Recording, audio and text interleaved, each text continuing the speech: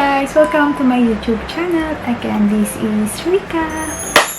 So, for today's video, hindi dapat ako gagawa ng vlog. Pero, may exams kasi ako ngayon. So, nag-aantay na lang ako ng oras sa proctor ko. Grabe, kinakabahan ako kung makapasa ako. Sana makapasa talaga ako. Update ko kayo guys kung nakapasa ako. So, yung exam ko naman to about to sa Azure Fundamentals, kung alam nyo yun. Ayan, sure naman kayo dyan. So, ayun. So, for today's videos, tutorial time tayo. So, ituturo ko kung paano mag-download ng mga sound effects, mga audio na ilalagay nyo sa Kinemaster. Yung mga sikat na sound effects. Yun, ituturo ko yun kung paano ba download nun at kung anong application ang gagamitin pang download nun. Okay? So, syempre, ang ikukunin natin ng mga sound effects tsaka yung mga meme na video na i-insert nyo sa video nyo pag mag-edit kayo, dapat naka non-copyright. So, madali lang naman yon. So, ituturo ko kung paano natin hanapin yun. Okay? So, kung interesado kayo kung paano ba mag-download ng mga sound effects at saka mga meme, so keep on watching guys. Okay? Thank you! Ngayon, punta muna tayo sa YouTube para makapag-search tayo ng mga sound effects na walang copyright or mga memes. Punta tayo sa YouTube. So, yan. Search sound effects no copyright. Pili lang tayo dito. May mga meron naman dito. Ito. Tulad nito. Diba? So, kunwari, ito yung gusto nyo na. So, sound effects no copyright siya. So, click nyo lang yung share and then copy link. So, punta tayo sa application na kailangan natin para makapag-download tayo. Ito, documents. Punta ka dyan. Punta ka dito sa baba, yung parang orasan na color blue. And then, pag download nyo din, wala pa kayo nitong link na to, type nyo lang dito sa URL na free video converter. Click mo lang yan, free video converter. Yan, mapupunta ka na dito sa ganyang itsura. So, paste mo dito yung link. Yan. So, sounds kasi siya, so MP3 ang piliin nyo. And then, convert. Wait mo lang, naglo-load lang siya.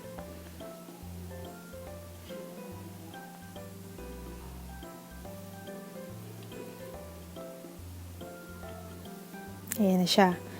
So, pwede nyo siya i-rename or kung okay na sa inyo to. So, done.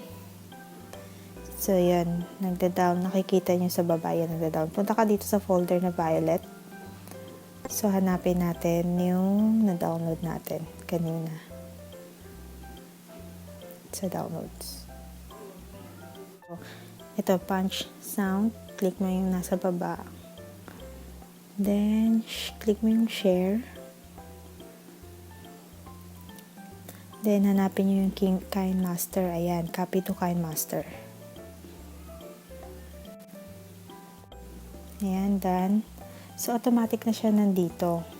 So, para makita natin, click lang tayo ng kahit ano dyan. Punta ka dito sa audio. Internal. Punch. Ayan.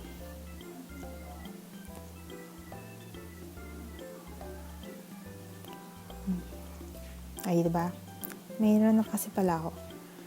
Ayun, nandun na siya. So, pwede nyo na siya gamitin. Nakasave lang siya sa internal audio. Then, internal. Nandyan lahat ng mga na-download nyo.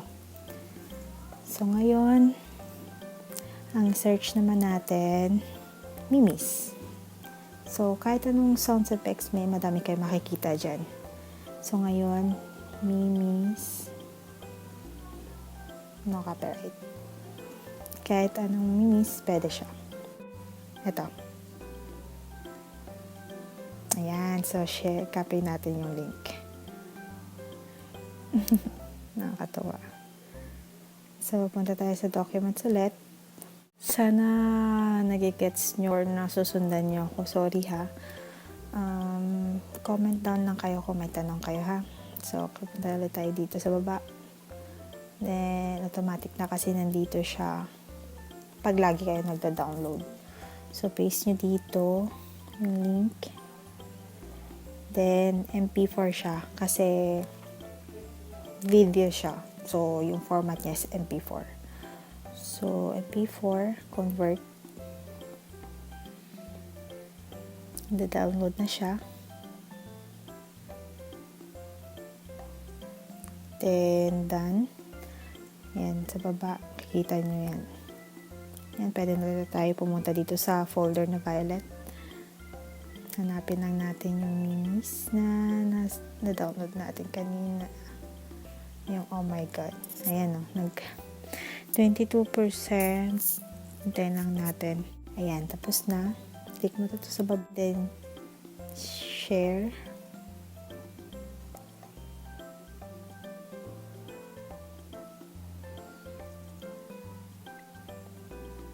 And save video. Then, i-check na natin sa gallery natin kung ando na yung na-save natin video. Okay? So, yan. Punta ka sa gallery. So, pwede nyo na siya may insert sa Kinemaster. So, ayun lang guys. Yun ang pagda-download kung paano mag-download ng mga memes, mga sound effects na gusto nyong ilagay sa Kinemaster nyo. So, ayun. Sana may natutunan po kayo sa tutorial ko. Thank you.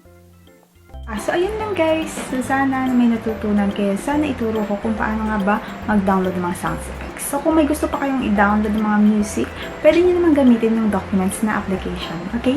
So, kung may tanong kayo or kung may gusto kayong ituro ko, comment down lang kayo and then re-replyan ko kayo kung gagawin natin ng vlog. Okay? So, thank you guys for watching. Sana mag-like naman kayo sa videos ko kung nagustuhan niyo siya. At hindi ka pa nakapag-subscribe sa akin, don't forget to subscribe at click mo na din ang bell button para ma-notify kayo kung may bago akong update or may bago akong video na tutorial na i-share sa inyo. Okay? So, thank you guys. Take care. Baka mag-start na nandiyan na ata ang proctor ko. Update ko kayo kung makakapasa ako. Okay? Bye!